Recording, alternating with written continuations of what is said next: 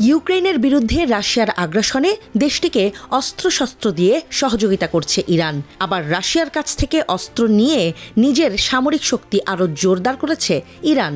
দুই দেশের মাঝে সম্পর্কটা এখন গলায় গলায়।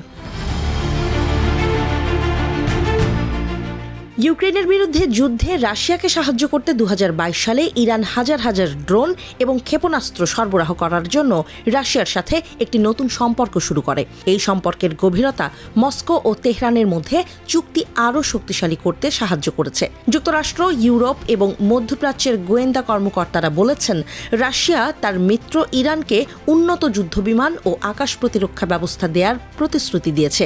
এর ফলে ইরান ইসরায়েল বা যুক্তরাষ্ট্রের যে কোনো বিমান হামলা প্রতিরোধ করতে সক্ষম হবে।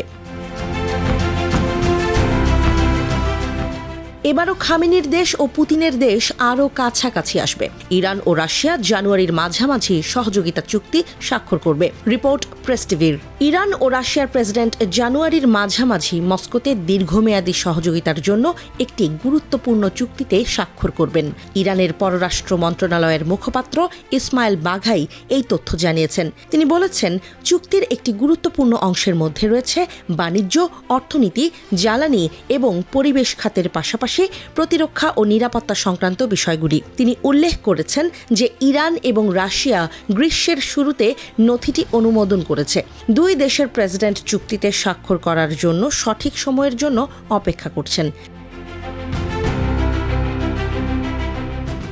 বাঘাই তেহরান মস্কো সম্পর্ককে আরও শক্তিশালী করার জন্য পূর্ববর্তী নথিটি আপডেট করার প্রয়োজনীয়তার উপর জোর দিয়েছেন। ইরান এবং রাশিয়া দুটি ঘনিষ্ঠ এবং গুরুত্বপূর্ণ মিত্র হিসেবে পশ্চিমা নিষেধাজ্ঞার মধ্যেও গত কয়েক বছরে বিভিন্ন ক্ষেত্রে তাদের সম্পর্ক আরও শক্তিশালী করেছে। 2001 সালে তেহরান এবং মস্কো একটি দীর্ঘমেয়াদী সহযোগিতা চুক্তি স্বাক্ষর করে, যা আনুষ্ঠানিকভাবে পারস্পরিক সম্পর্কের ভিত্তি এবং সহযোগিতার নীতির চুক্তি নামে পরিচিত।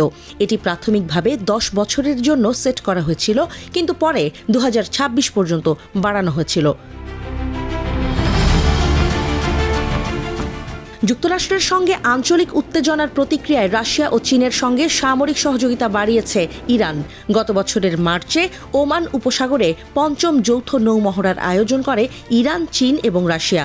গত অক্টোবরে ভারত মহাসাগরে মহড়ায় অংশ নিয়েছিল ইরান ও রাশিয়া। রাশিয়া ও ওমানের অংশগ্রহণে ইরানের আয়োজিত এই নৌমহড়া পর্যবেক্ষণ করেছিল অন্য 8টি দেশ।